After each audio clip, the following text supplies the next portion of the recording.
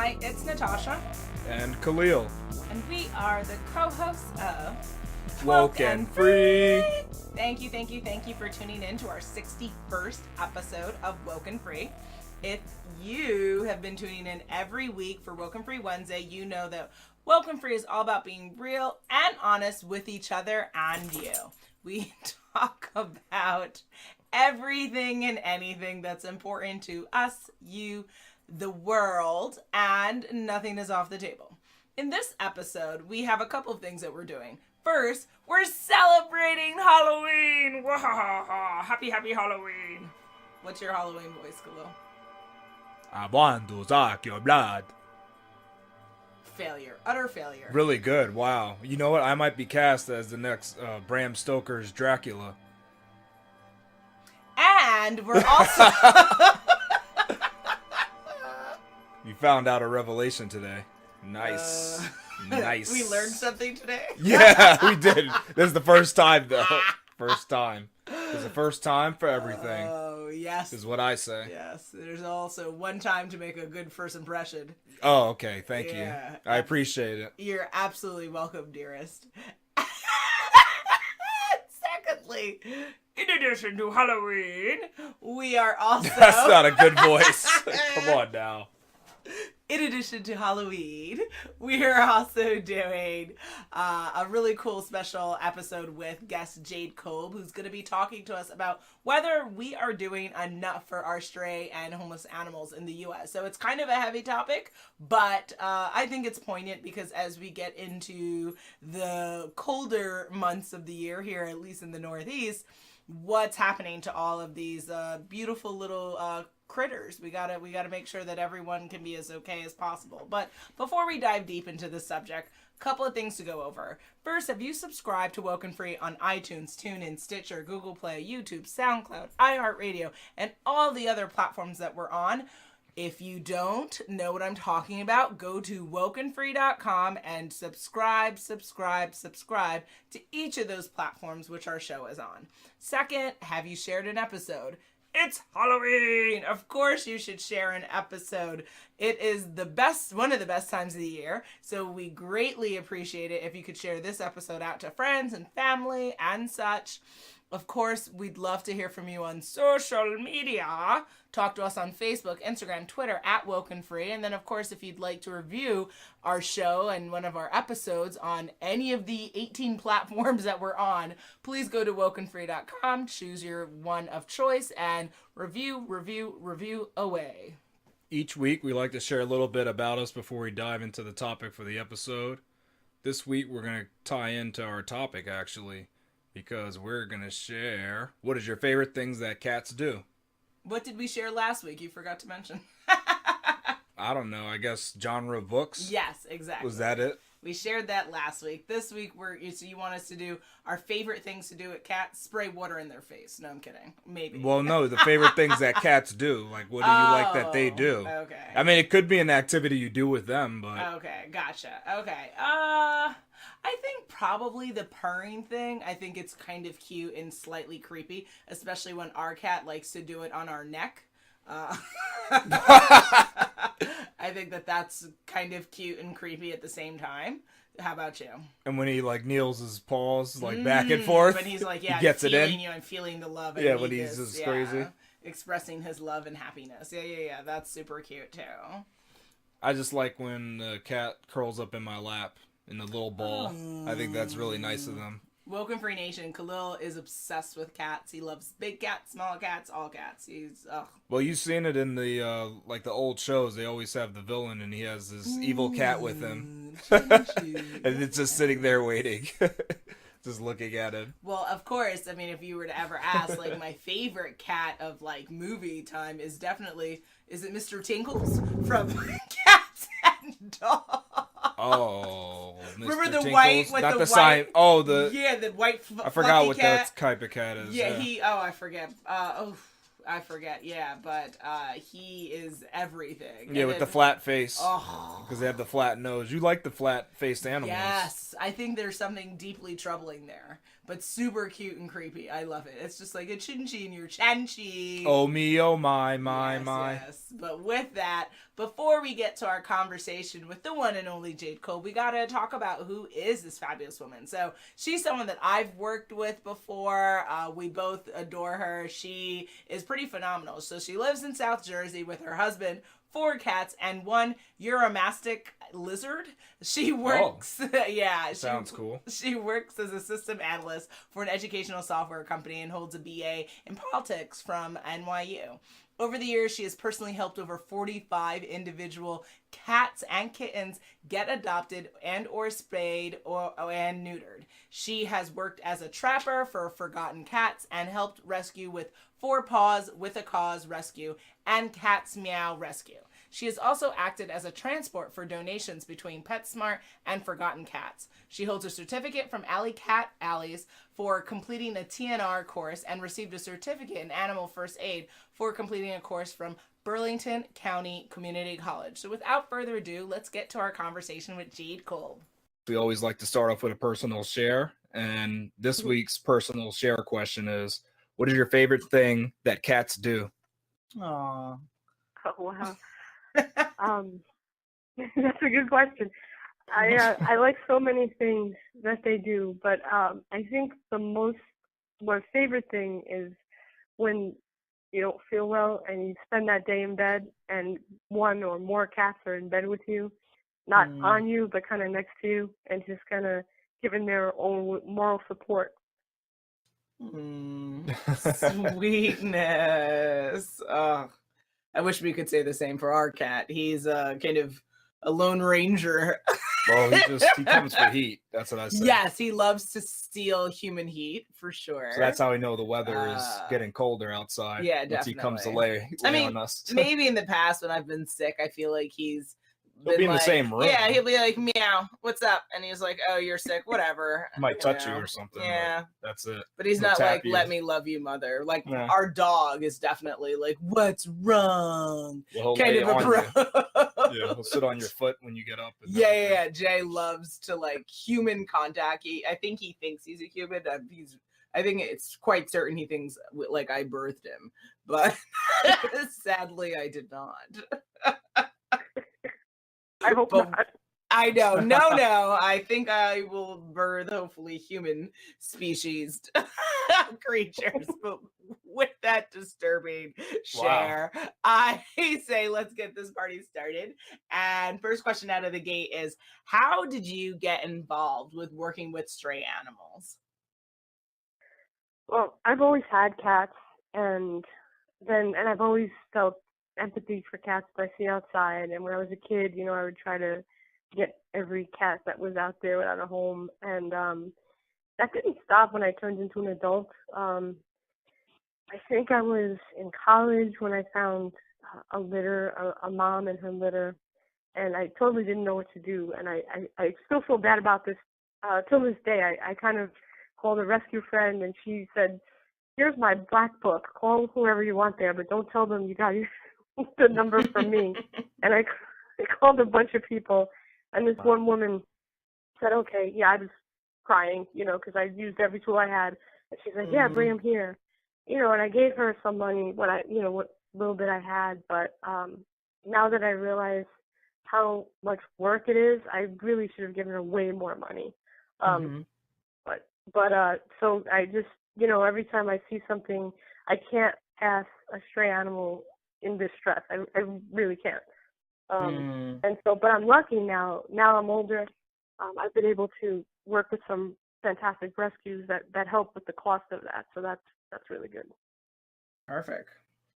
Do you think we're doing enough for stray animals in this country? I think there's a group of people that are really, trying to help. For cats, for example, there's the TNR movement.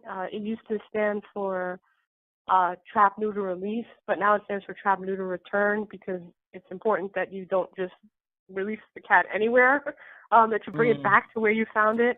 And what that is you just, you're trapping cats and you're neutering them or spaying them so that they can't produce any more cats. And then usually there's a caretaker that agrees to, feed them and give them shelter so that they can kind of live out their lives in a halfway decent manner instead of, keep having kittens and kittens and kittens. So this is it's a big movement in a lot of, across the U.S. I don't think there's enough people that participate in that, but I think we are trying, which is great. And it's got to start somewhere. Absolutely. What would you say, do you feel like, other than like, having a lot of animals out in the street that are not neutered, what are other big reasons why we have so many stray animals in the first place? And then also just animals available in the shelter for adoption? I think I've read a couple of books, and I think one of them is people's expectations. I think people expect, like, oh, I'm going to just get this cat and provide a little food and water, and that's it. And they don't realize, wait, they have to be neutered. They have to, they have needs, and you can't. It's not a doll, where you play with it when you want. And what I seem to find is a lot of people, they'll get a female kitten, and then if you've ever had a female cat in heat, it is not a pleasant situation. And so they're like, oh, I can't take it. The cat wants out. They let it out. The cat gets pregnant, and then they're realizing, wow, I'm now going to have, maybe another minimum, 2 more kittens, or maybe 5 or 6, so they, that's how I found my first set of 5. I think this cat was really beautiful. I'm sure they had her as a kitten, and she got pregnant, and they kicked her out. And I feel like people do that a lot. And I think people who get male cats are like, oh, not my problem. Yeah, go out and do your thing and then come back, in the morning. So I think it's about educating people and letting people know, like, this is why. And then there's people who are like, well, I actually had a man tell me, well, why should I pay you, $75 for a kitten when I can just get a kitten and mate it with my girlfriend's cat, and then I can have kittens, and we can give it to my family members, and we can charge people $20. And I was just like, oh my God, that's horrible. It's horrible, because when you get a cat or a kitten from a rescue, for like my rescue that I work with is Cat's Meow, the kittens are $120, but all the kittens have seen a vet at least 3 times, so they get their 3 shots, 3 sets of shots. They've been neutered, and they've been given flea treatment. Some of them actually have microchips. When you add that all up separately, it's between, depending on the vet, like $450 and $600. So when you pay, $120 for a cat, that's just putting back into the pool, not even as much as that cat technically, quote unquote, is worth, but putting back in the pool so we can grab other cats and do the same thing. So yeah, but people, some people are ignorant, and that's what they think. They think, no, it's no problem. True. Now, what do you think the average person can do to help stray animals that they see in their neighborhood? Oh, that's an awesome question. They can do. So I've had people say, oh, I would love to help, stray cats, stray dogs, but I'm allergic. Well, rescues need help from, like, you don't even have to ever see an animal. One of my other rescues that I worked with, Forgotten Cats, they were desperate for someone, an application coordinator. So someone to take the applications, call up the vets, call up the references, and make sure, the person is the same person, and, hopefully will keep the cat for its life and take care of it. There's rescues that do home checks. So they need people to go into the person's house and just make sure, it's not a hoarding situation. Make sure that there's no, if it's a dog, that they have a backyard, if the dog requires a run and stuff like that. There's things that you can do. If you've got marketing skills, you can help the rescues with their marketing, with their Facebook. I know you're a big proponent of social media. Any type of social media can help. There's people that they need to do research, so if they can, contact other rescues. So down here in South Jersey, the Greyhound Rescue, they get a lot of food for dogs as well as for cats. And so they offer to rescue like pallets of food for a discounted price. So people can do research and stuff like that. Then you can foster, if you like, cats or dogs, which is where you take a cat or a dog into your house and you kind of raise it and socialize it, and then it's almost like the best part of life. When they're teenagers and they act up, then they go away. So, and you can volunteer. We have some people who come in to volunteer. So the cats that are in PetSmart, so my organization that I'm with, they show the cats in PetSmart. So somebody needs to come and clean the cages and clean the litter box and feed the cats. So there's all sorts of things that people can do other than just taking a cat or a dog in. Mm-hmm, okay. Mm-hmm. Yeah, I think it just comes down to just actually putting having some interest in the area, really, because I think, a lot of people are like, oh yeah, I'm allergic, but yeah, your money is good, your time is oh my good. goodness, like, thank you. I right? forgot to mention money is the biggest thing that any rescue needs ever. Totally forgot about that. Yeah, any type and any amount helps. You got $5, you didn't buy lunch today, you brought it, you want to give it to a rescue. Everybody will be so grateful and appreciative. Absolutely. That's awesome. Like every time we take our dog in, JJ, for grooming, they're always like, Petco's like, hey, do you want to give $5 or $10, more to support homeless animals? I'm like, obviously the answer is always yes, guys. I mean, come on, what am I, heartless? Like, I don't know if it works on Khalil, but I'm very much like, oh no, the homeless baby, oh no. Like, I can't. It's too much. But we digress. Well, it used to be tax deductible, but is it not anymore? I thought it was. Yeah, so. It should still be. Well, it is, but I think they raised the deductions so that I think for next year, if you're a married couple, your itemized deductions have to exceed $24,000. So, I mean, if it does, 2,400 or 24,000? No, 24,000. Whoa! Really? Yeah, Interesting. that's just a whole separate topic that we need to look at. Wow. And don't quote me, but I'm pretty sure that's what That's interesting. When I looked at okay. Wow. At IRS.gov, like they're raising the standard deduction. Interesting. Yes, WokeNFree Nation. Jade does tax stuff too, so she's quite the Renaissance woman. Yeah. But yes, we can definitely have you back on to talk about tax as a whole other can of worms. That is such an interesting. And I'll have to do a little more research on that because it was a quick note from my boss, and I kind of looked at it and I was like, wait, I think he's right, and then I didn't want to deal with it. So absolutely. Now, what would you say has been like the biggest lesson you've learned with the work that you've done for all these years with working with these animals? I think I've learned, like, yes, I can foster, and that was tough for me because I'm like, oh, I'm gonna keep these cats, but I find that when I foster a whole lot, like 5, I know I can't keep 5, and I'm glad that I still have my awareness that no, it's not okay to have 20 cats running around the house.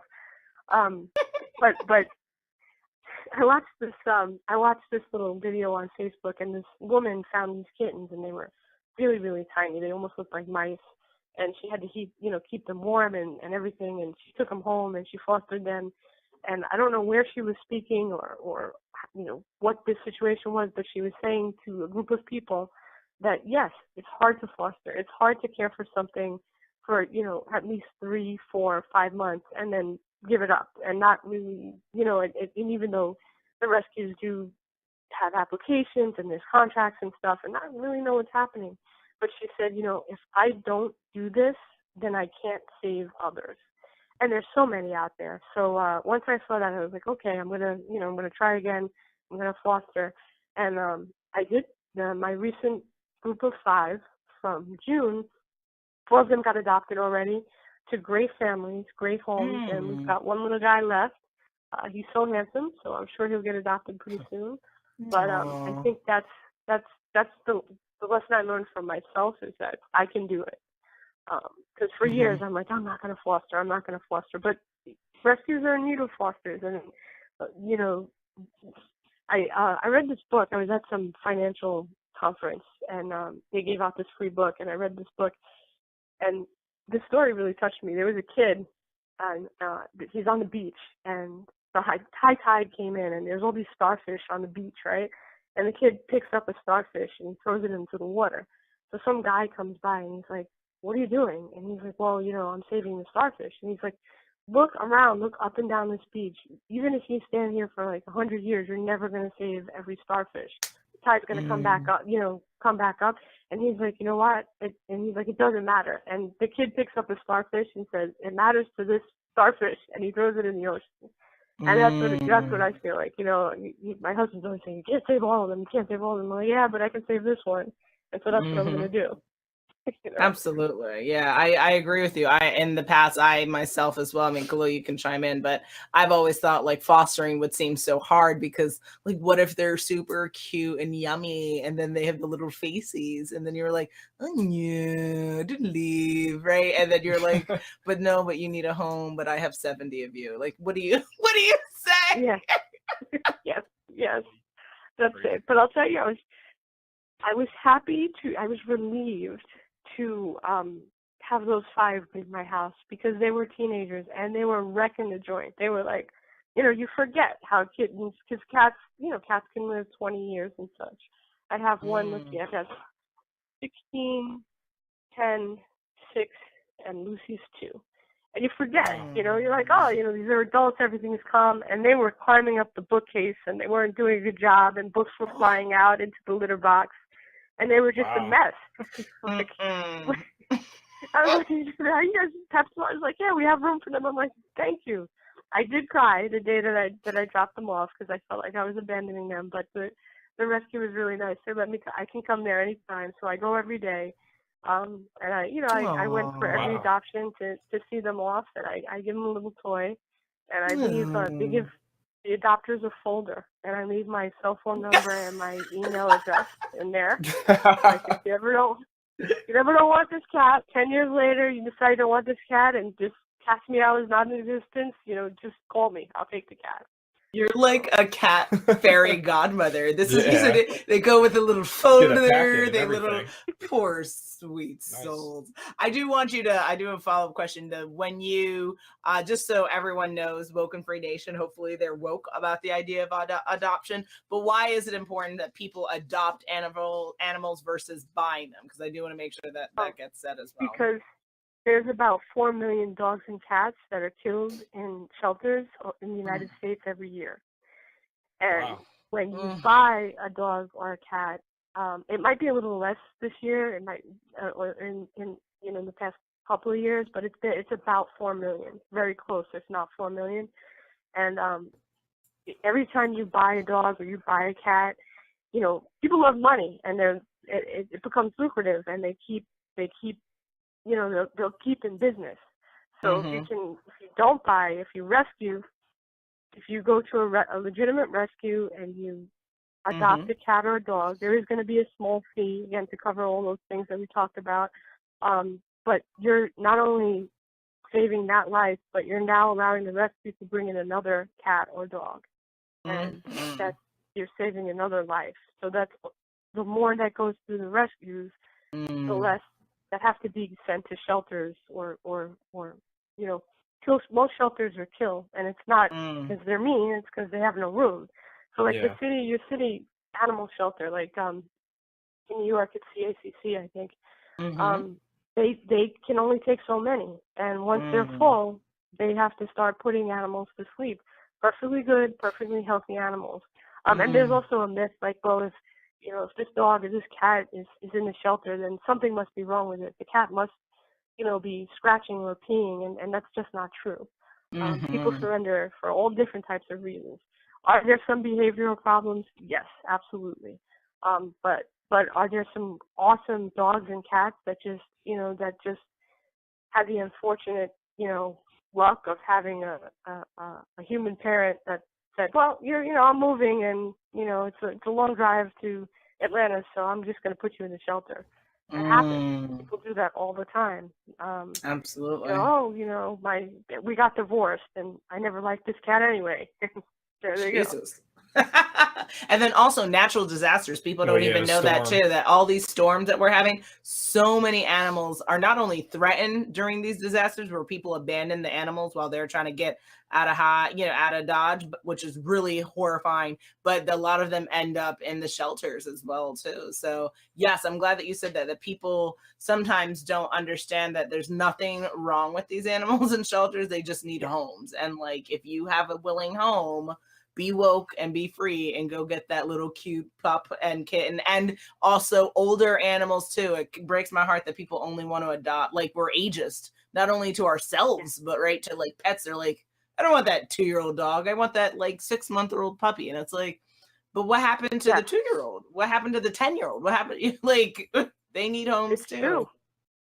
And I read an interesting article about from a vet who was saying like the vets kind of perpetuate this as well, because I had my 16-year-old.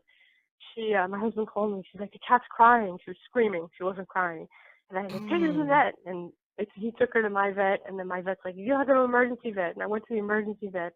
I don't want to tell you how much it cost, but it was a lot.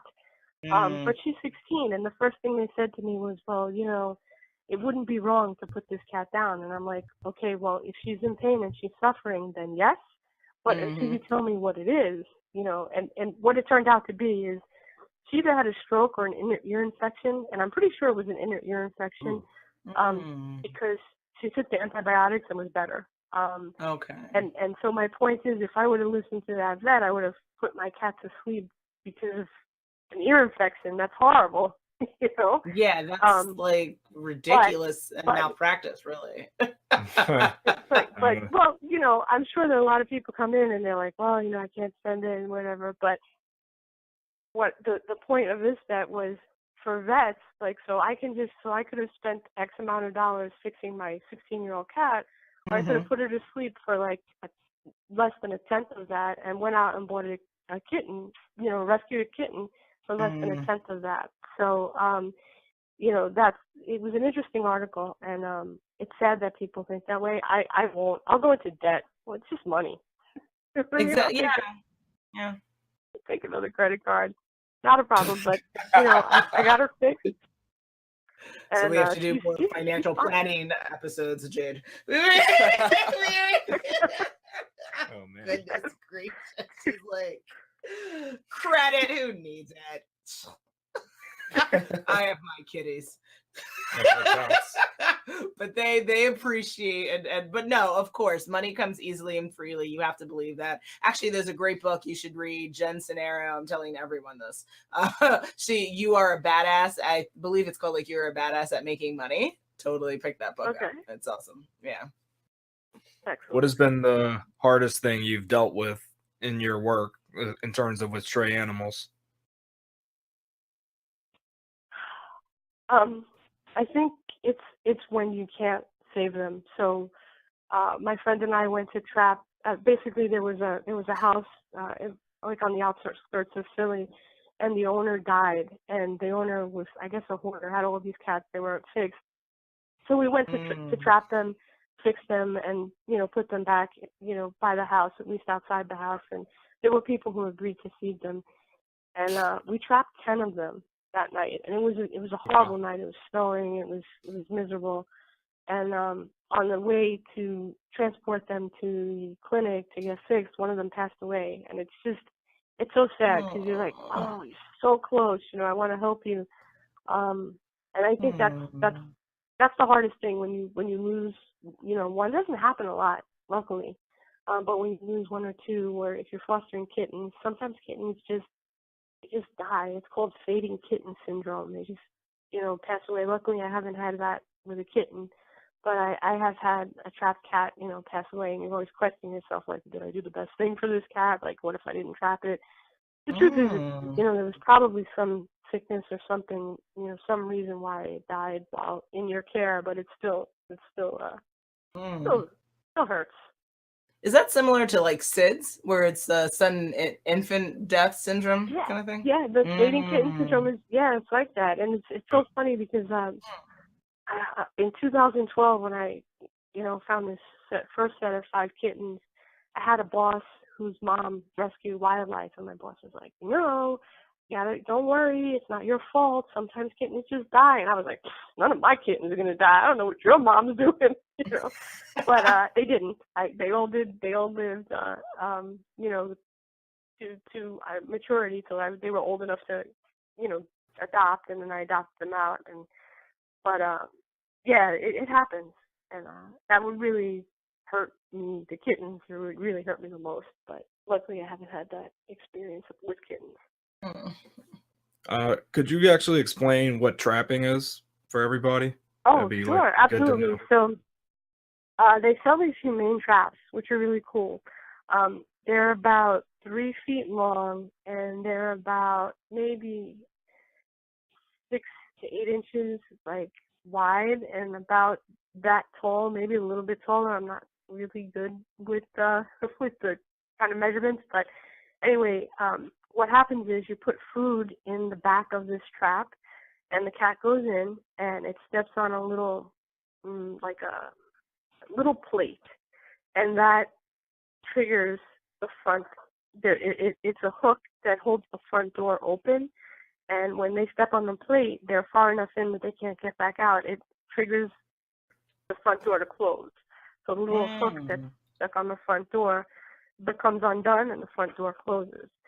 And then you've got the cat trapped, and the back of the trap usually opens so that when you release, because if cats are feral, and feral cats are cats that were born to outdoor parents, and they've had no human contact, and those cats are not really adoptable.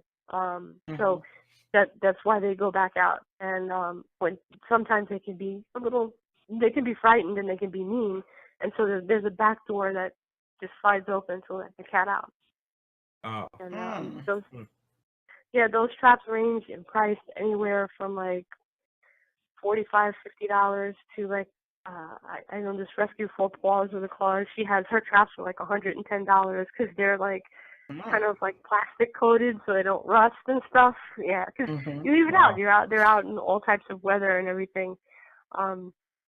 People who are interested in trapping, that's awesome. But you can't. There's a lot of rules to trapping. Like you can't leave the trap alone because once the cat is in there, you don't want people to take the cat and do something with it. Also, the cat gets nervous when it's in the trap, so you want to make sure the trap's covered. And when it trips, you want to get that cat right away. You don't want other wildlife just harassing the cat, skunk spraying on it and stuff like that. So I'm trying to steer away from. It's a lot of work for it's a lot of work, and it takes a lot of time, and it takes a lot of patience. And I don't really have patience. I'm like, come on, cat, get in the trap. So I've moved on to the fostering part, which is a lot more fun. Okay, and just so people know, on average, if there is an average, would you say it costs $100 a month to kind of be very involved either with fostering or trapping or just kind of giving, what's the financial cost to like this work if someone was interested in integrating this in their life and really being an advocate for animals and helping the crisis essentially of homeless and stray animals in this country? So for anyone who's trying to do that, align yourself with a rescue because they do pick up a lot of the cost. So, and then what happens is you meet other people. So I just borrowed a crate. I actually don't own any crates. So a crate is something where you might keep a dog or a cat. Like people keep dogs in there during the day to keep them, safe while they're at work. And we use these to, when cats and kittens are a little bit scared, we use a crate to keep them in. The cats need to be in a confined space, a small space, and we cover them. And they're almost like a cave, and they feel safe in there. So I don't own any crates, but I'm sitting here in this room with 3 crates because I've, managed to meet people who also like to rescue cats, and someone buys a crate. Crates are pretty expensive. They can go anywhere from I think I saw one on eBay for about $40 all the way up to, $200. And so if you're interested in doing this, it's awesome if you go out and buy all this stuff for yourself, but It's better if you can align yourself with a rescue, and they'll help with a lot of stuff. Like all the vet stuff is covered by this rescue I'm working with. The crates, like I said, I borrowed from people that also rescue. Basically, the only cost I have for these kittens are food and litter. And because I'm nervous about things happening, I buy pretty expensive litter. The litter is probably the most expensive thing because I buy world's best cat litter because it's corn.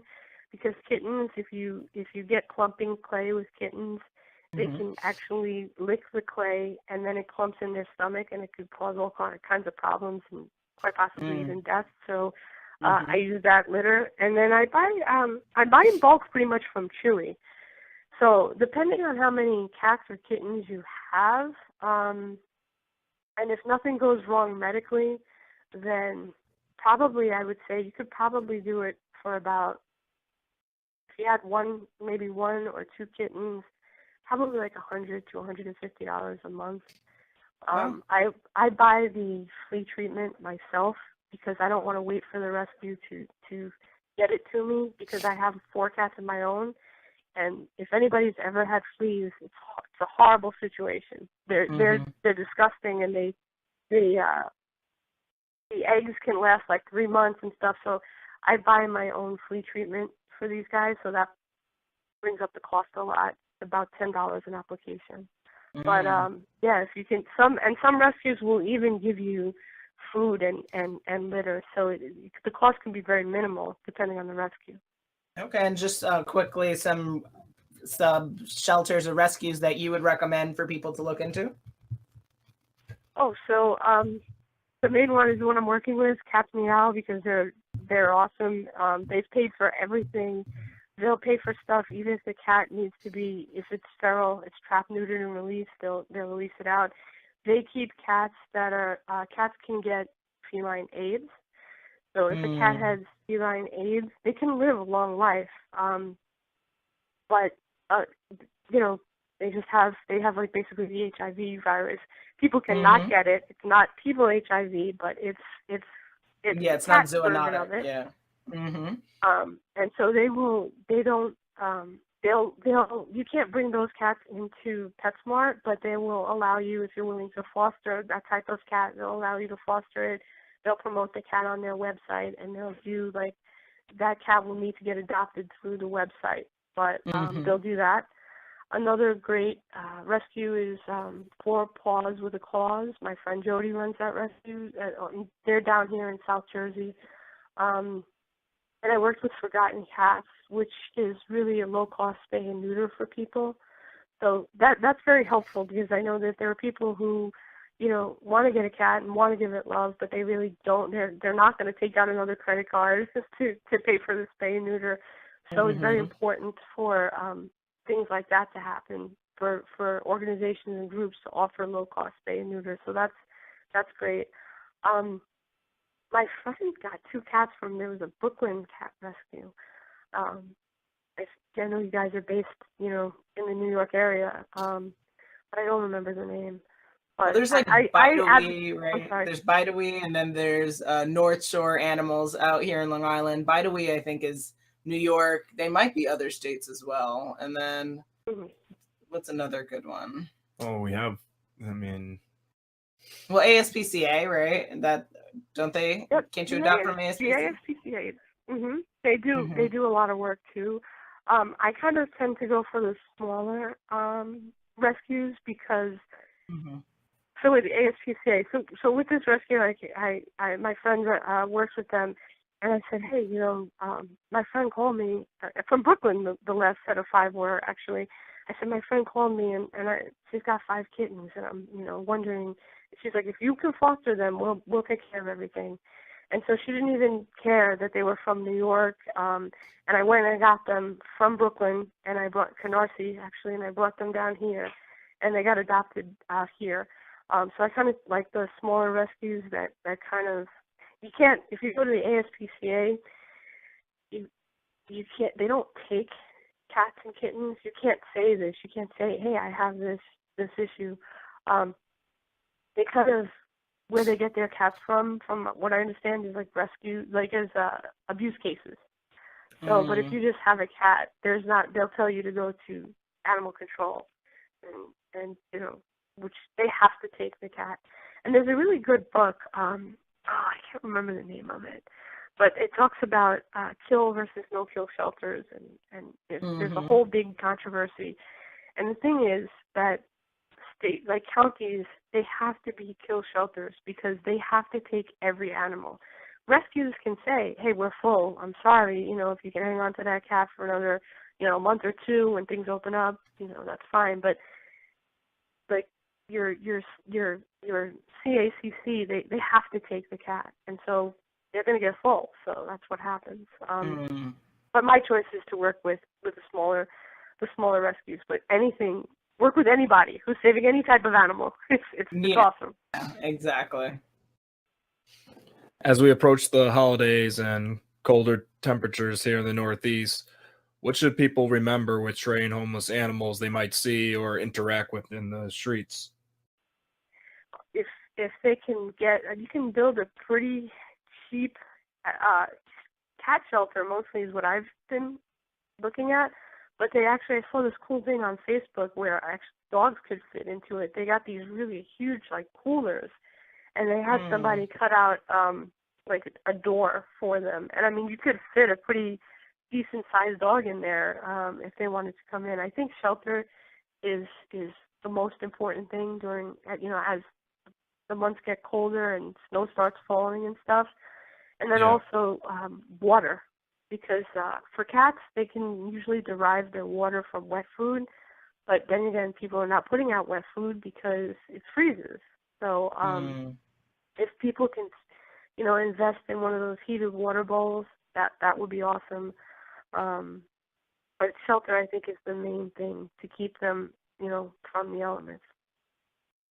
Absolutely. So, Jade, we so appreciate you sharing your wisdom and advice and getting everyone woke and free on what they can do for animal rescue, if this is something they've never thought about, or this is something they have thought about, but they weren't necessarily sure how to go about it. I definitely think that you gave them some food for thought. And so if people are interested in helping you with what you're doing, better acquainting themselves with some of the shelters and organizations you work with, where would you direct them? How do they get in touch with you? How can they help you? ... Oh, sure. They can email me at cjade@hotmail.com, which is CEEJADE, all one word. I know Hotmail, it's so old, sorry, but that's what I read all the time. I'm used to it and everything. Just drop me an email. I'm on Facebook as Jade Kolb. Unfortunately, that's the only, I know I'm in trouble with you, Natasha, but that's the only social media I'm really on right now. If they have questions, I'm happy to help people with just questions. I got a new cat and I don't know what to do, or my cat is peeing outside the litter box, because a lot of the behaviors that cats display that are not desirable, it's mostly us. We've done something wrong, and it's causing this cat to do something. Like my cat Inky, he used to pee outside the litter box, and I didn't realize until, a couple of days before he died, they took an x-ray, and he had severe arthritis in his back. So he couldn't get into the litter box to use it. So if anybody has any questions, feel free to contact me. Just, even if they, if they figured, hey, I adopted this kitten, no problem. You have some question about how it should act or what you should do or what you need to do, drop me an email. Absolutely. And you're not in trouble. I just think that social media is a wonderful avenue for building brand awareness and getting your message out. And Jade, you have a wonderful message to share. That's why you're here with WokeNFree. So, I'd love for people to, they don't have to post like 1,000 times a day like I do, but once or twice a day is definitely not killing anyone. And like I said, you have great things that you're doing. So everyone should be aware of it, right? Wouldn't you like more support, more moolah coming your way? I would love it. Yeah, more cats getting adopted. Yeah, absolutely. Yes, exactly. We're saving the fur babies. So it's all for the right purpose. So thank you, Jade. We definitely loved having you on. Well, thank you so much for having me. I appreciate it. Absolutely. Thank you.